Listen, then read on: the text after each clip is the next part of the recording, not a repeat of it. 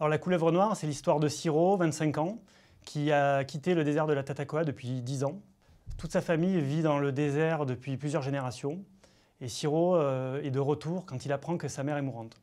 Sur place, en fait, il va retrouver des personnes qu'il a abandonnées. Anna, son amour de jeunesse, Léonidas, qui était son meilleur ami, et son père, Rapayet, qui n'a jamais accepté que son fils refuse l'héritage particulier de sa mère. Malgré les tensions, Siro va accompagner son père dans le désert pour enterrer sa mère. Et durant cette route éprouvante, il va se reconnecter à la fois avec son territoire, il va retrouver des sensations oubliées et rencontrer l'âme du désert.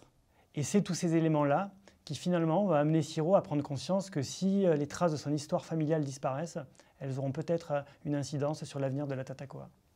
La couleuvre noire, c'est un film finalement assez intime. Parce que quand j'étais enfant, ma grand-mère, elle m'a gardé plusieurs mois et ma grand-mère avait des dons.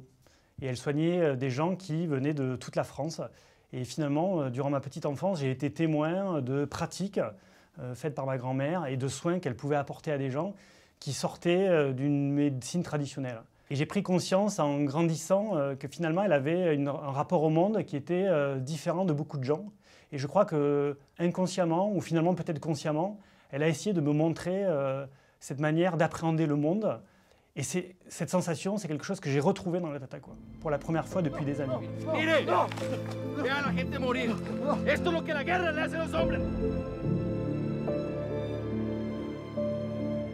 Vous ne connaissez rien à la guerre. Je peux photographier la guerre. Pendant les repérages de Vers la bataille, j'ai découvert le désert de la Tatacoa. Camille, Et j'ai été extrêmement troublé. j'ai compris ce qui m'a amené à vouloir venir ici. Finalement, c'est un souvenir de l'enfance qui est revenu à moi. Et j'ai eu envie de le raconter parce que j'ai eu la sensation que dans la Tatacoa, en discutant avec les locaux, j'ai pris conscience aussi que chez eux, ce rapport sensoriel au monde, il n'est pas de l'ordre de la croyance, c'est vraiment quelque chose de l'ordre de la tradition. Ça fait partie de l'héritage collectif.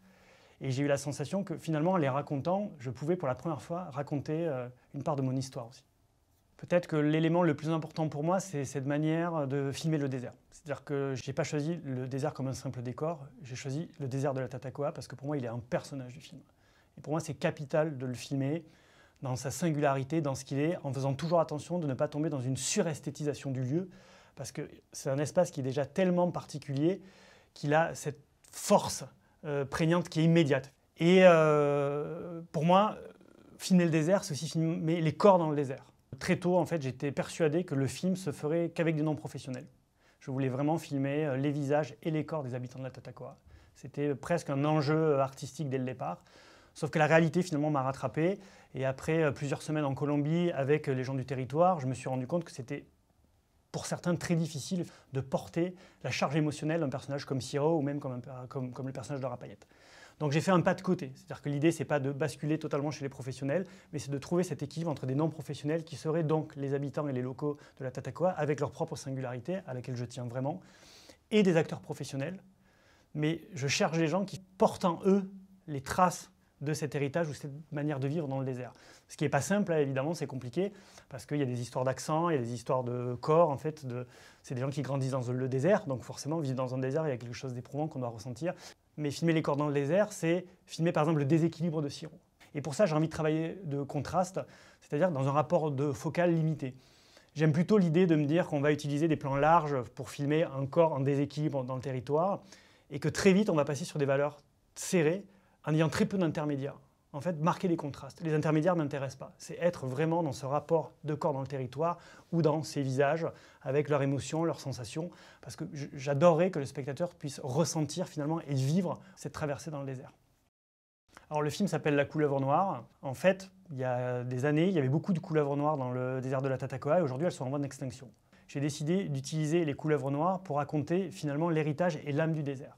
Donc pour que cette âme elle existe, c'était important de la rendre concrète. Donc pendant tout le film, on va travailler sur des couleuvres avec des tailles différentes, des vrais serpents qui sont inoffensifs. Et on va travailler aussi avec des SFX et des VFX, c'est-à-dire qu'on va fabriquer, pour les couleuvres plus grandes, on va fabriquer des parties de serpents en SFX qu'on va ramener sur le plateau. Ça permettra à notre personnage, à notre acteur d'avoir une interaction avec le serpent.